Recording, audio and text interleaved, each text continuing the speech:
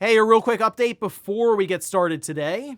The next news wave will be on Tuesday. Of course, Monday is Christmas, so we're going to be taking that morning off for the news show, but I will have some other video that's been pre-recorded set to go live, so at least be something there to watch. But otherwise, after today, we'll see you guys back here Tuesday morning, 8 a.m. Eastern Time. What's up, guys? Welcome back to Newswave. So the big story over the last couple of days now has been Insomniac and Sony with that major leak, and this covered things like their roadmap and even Wolverine getting out there, and now it appears that build of Wolverine continues to get more and more playable as the days have gone on, even finding its way to other platforms. We'll go over that though here today. Also, we are going to be talking about GTA 6, specifically those leaks that put out a bunch of early alpha footage, as we have a ruling with that. It turns out, yeah, Take-Two and Rockstar don't mess around. Oh, and we also have Nintendo, of course, making their way to the big screen with Zelda and Mario, now potentially having their biggest project yet revealed a bit early. So if you guys enjoy these videos, make sure to hit that like button, helps out a ton. And if new here to the Spawn Wave channel, make sure you subscribe down below. And we're going to start today with Sony and Discovery. Of course, we heard that a lot of those shows were being removed from PlayStation, and even in your library, if you had purchased these games, they were just being pulled directly out of there. Of course, it's digital, so the publishers, platform holders can do that. Well, it appears that Sony has circled back and at least made a new deal for licensing to extend this over the next 30 months. We can see this posted up with the statement. This over on gamesindustry.biz from Sony saying, similar to other services, we do not own the licensing rights to TV and movie content that was previously available for purchase on PlayStation Store. However, we've worked with Warner Bros. To update our licensing agreements, ensuring that consumers will be able to access their previously purchased content for at least the next 30 months. Now, Game Industry does post a bunch of the shows and series that would have been affected, like Mythbusters, Cake Boss, Deadliest Catch, American Chopper, and so on. So it is good to hear that they were able to work this out. But again, it's a stark reminder of what could happen in the future when you don't really have much of any control over your collection of digital purchases. Also, we did get a release date for South Park Snow Day, this being the co-op PvE South Park game, and turns out it's coming up here in about 3 or 4 months. You can see the trailer they posted up here. This game will be releasing March 26th, 2024. This for the PlayStation 5, Xbox Series, Nintendo Switch, and PC. The price, I was kind of happy when I saw this. It's $29.99, so it's not like a full price game. They will have a digital deluxe edition available for $49.99. I'm still unsure as to how I feel about this game from what they've shown. They do also have, I guess if you're just a big South Park fan, like the big collector's edition that'll be $219.99. So you can decide on that one. But I'm still, like I said, unsure as to what I think about this game. Again, a co-op PvE style. The gameplay looks okay, I guess.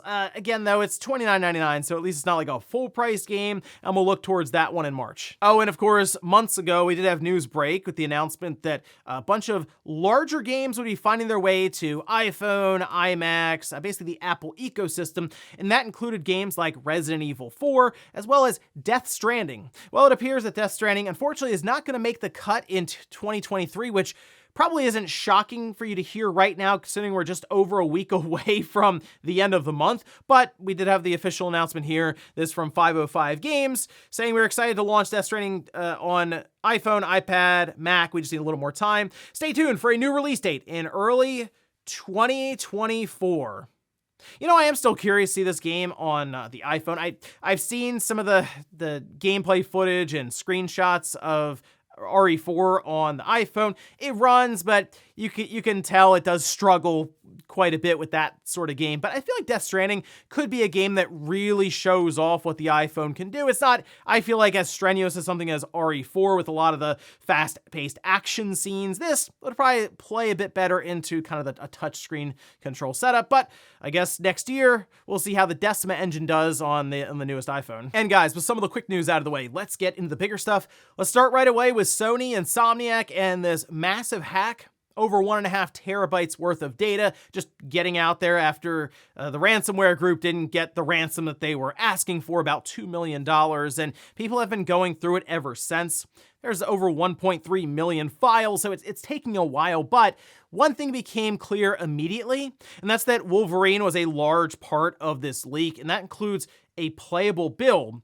However, in order to play this Wolverine build, you needed a PS5 dev kit, which, based on the fact that the PS5 dev kit has to check in through the network connection, and Sony is very aware of who has them, it's not like this game was getting fired up constantly across the board and everyone's playing this build. More or less, people were going in and just kind of pulling assets out and seeing things like the script story, that sort of thing. But it appears we have a bit of a twist here, as the build has been altered to play now just on PC. And in fact, it's actually happening quite a bit. People are posting up all kinds of different gameplay clips playing just on their computer.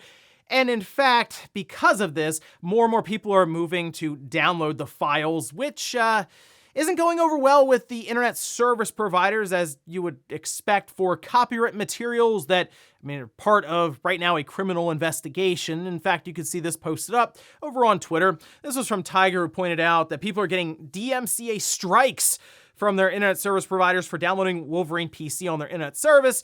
You're putting yourself at risk of the federal law by downloading the game because it connects you to Insomniac's internal servers and logs your information. So the obvious thing here is don't download the Wolverine build.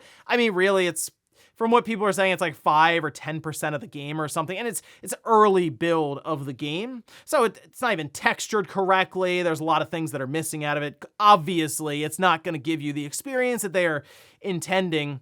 It is odd, I will say, to see this being played on the PC before it comes out on the PS5, but again, not the same experience and all this. But there was also some discussion going around, and I'm not sure how legit this is, but it was even being played on an Xbox Series in a dev mode. That seems like that may have been a bit of a trolling attempt, which it's social media. What are you going to do? You can Photoshop, move stuff around, and boom, there it is on an Xbox Series dev mode system. But still, this isn't good for Insomniac, obviously. Some people are calling for the game to be delayed so it can be rewritten, redesigned, and changed up. I just don't think that's in the cards, because they're not going to go back and start from scratch. They're just going to push forward, because again, the build that's out there right now, it's just so early on. Realistically, it's not even worth playing for basically 99% of the people. This is just more of a curiosity thing coming from really an Insomniac leak with behind the scenes files, that sort of thing. But for the rest of us, we just wait for the game to eventually come out. But what a strange situation that continues to get stranger as the days go on. More and more information is coming out from just Sony in general with some of their business strategies that they are figuring out behind the scenes. I did a video on the second channel when it comes to the PlayStation Plus service, and Sony even looking outside of the PlayStation 5 console itself to deliver those services. So a lot of stuff to go over too when it comes to budgets, which I will have some videos going up probably over the weekend covering a lot of that information. But yeah, as for Wolverine, don't download it, because your ISP will most likely send you a letter yelling at you about it. Next up, let's talk about Nintendo and what could end up being their biggest project to date. Of course, we know the Super Mario Bros. Movie did exceptionally well, grossing easily over that $1 billion mark, and seems like Nintendo is also like full speed ahead with The Legend of Zelda up next as a live action movie, which is interesting. And this, of course, going alongside of their other initiatives with the theme parks and the merchandise they're pushing out there. It's working out well for Nintendo right now, even just outside of video games. But there appears to be some pretty serious planning behind the scenes to create a Nintendo cinematic universe, I guess similar to what we have with the MCU, just before it fell off a cliff. But let's take a look here. This is posted up over on My Nintendo News. Now, they are citing Daniel RPK, who is a pretty reliable source within kind of the film industry and really leaking out stuff well ahead of time, as this appears to be a pitch for the project. It says Illumination has prepared a pitch to present to Nintendo for a shared cinematic universe with multiple spin-offs that will culminate in a Super Smash Bros. Movie as their Avengers. So I feel like they're mostly looking at, okay, Illumination looking at Nintendo, all the intellectual properties they have, looking over at Marvel, all the intellectual properties they had, and how they were able to, yes, bring that together in a bunch of different movies that released that were fairly successful across the board. And then they have their big Endgame Part 1, Part 2, ridiculously successful in theaters. Why can't Nintendo do that? And based on what we see right now with the Mario movie, why can't Nintendo do that, right? My only thing with this is, one, it would be a long-term plan. So Nintendo would absolutely have to be all aboard this film movie train. So it's you can't really go halfway and just be like, we're kind of done with this because maybe one movie struggles or doesn't necessarily perform up to what they were looking for, especially when they dive into some of the lesser known intellectual properties to the mainstream. But the one thing that I'm really unsure about this strategy is, I feel like one of the more interesting aspects to Nintendo getting into film and creating movies with these IPs is they can do all kinds of different styles that maybe fits that intellectual property better than it would others. That's why the live action side for Zelda seemed a little weird to us, but how would you have, well, we know now the Mario movie, right? That style work into a live action Zelda style that is going to apparently all come together in one big Super Smash Bros. Avengers moment? I'm not really sure, because if you did want to do that, then everything would kind of be the same style, because eventually it would have to appear on the same screen at once. So I am curious what Illumination is pitching exactly right now, but outside of that, the curiosity around this live-action Zelda movie, I'll admit, is probably taking over right now for a lot of people. So we're still a ways off from that, but let me know what you think of the idea of having a Nintendo cinematic universe basically culminating in a Smash Brothers moment, where they all come together, kind of their own endgame. Next up, let's talk about GTA 6 and that situation that happened a while ago with early builds and footage just sort of leaking out around the game. And that's when we saw, for example, different things happening in a diner, and you would have AI responses pop up above the NPC's head. And it was very, very clear this was early pre-alpha footage even, but a ton of it showed up. It's like 90 some odd clips, and a lot of it was from a Slack channel apparently. Well, of course, the person who did that, because I've mentioned before, Take-Two, doesn't mess around. They were tracked down, arrested, and it appears we do have a verdict in the court case around this whole thing. And I will admit the details are even crazier than what the situation first appeared. So let's head over here. This is posted up over on BBC.com. It says an 18-year-old hacker who leaked the clips of a forthcoming Grand Theft Auto game has been sentenced to an indefinite hospital order.